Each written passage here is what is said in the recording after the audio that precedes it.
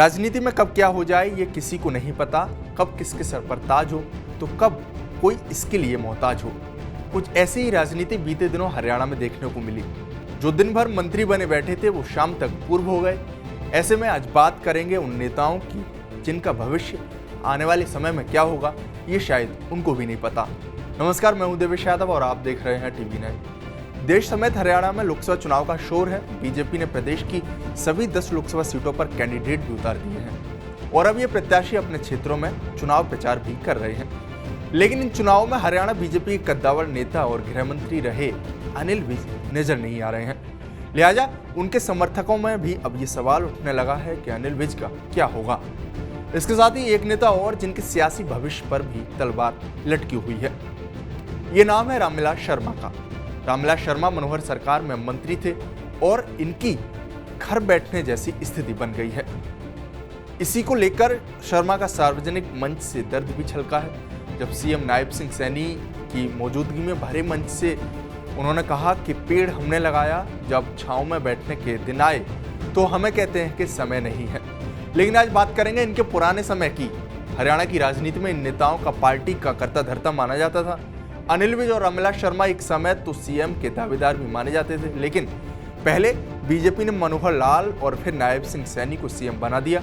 लिहाजा मनोहर सरकार में तो इन्हें मंत्री भी बनाया गया था, लेकिन अब इनको मुश्किल हालातों का सामना करना पड़ रहा है।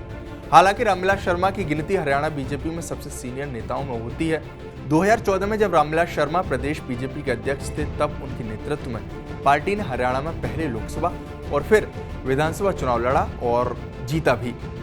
पार्टी ने प्रदेश में पहली बार अपने बलबूते पर सरकार बनाई। उस समय रामविलास शर्मा का नाम सीएम पद के दावेदारों में सबसे ऊपर था, लेकिन पार्टी हाईकमान ने सबको चौंकाते हुए करनाल से पहली बार विधायक चुने गए मनोहर लाल खट्टर को सीएम बना दिया।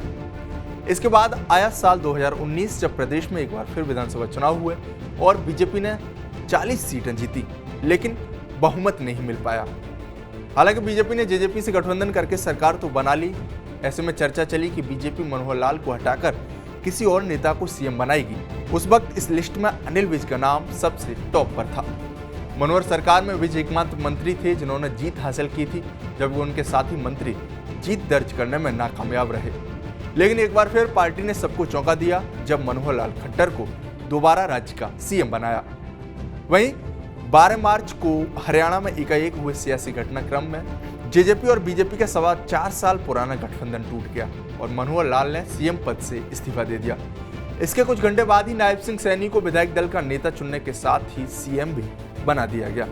लिहाजा विज एक बार फिर खाली हाथ रह गए और विधायक दल की मीटिंग को बीच में ही छोड़कर चले गए। इसके बाद उन्हें पार्टी ने मनाने की कोशिश की, लेकिन वे नहीं माने। यहाँ तक कि वे सीएम नायब सिंह सैनी की शपथ का हिस्सा भी नहीं रहे। हालांकि पूर्व मुख्यमंत्री मनोहर लाल ने उस समय कहा था कि उनका नाम मंत्री बनने वाली लिस्ट में था, लेकिन वे नहीं आए।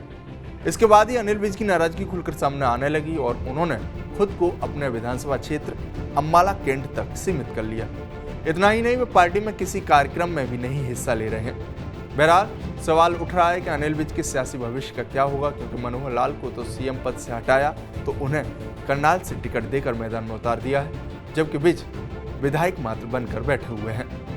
आपको हमारा वीडियो कैसा लगा हमें कमेंट बॉक्स में जरूर बताएं। साथ ही हमारे चैनल को सब्सक्राइब करना न भूलें। शुक्रिया।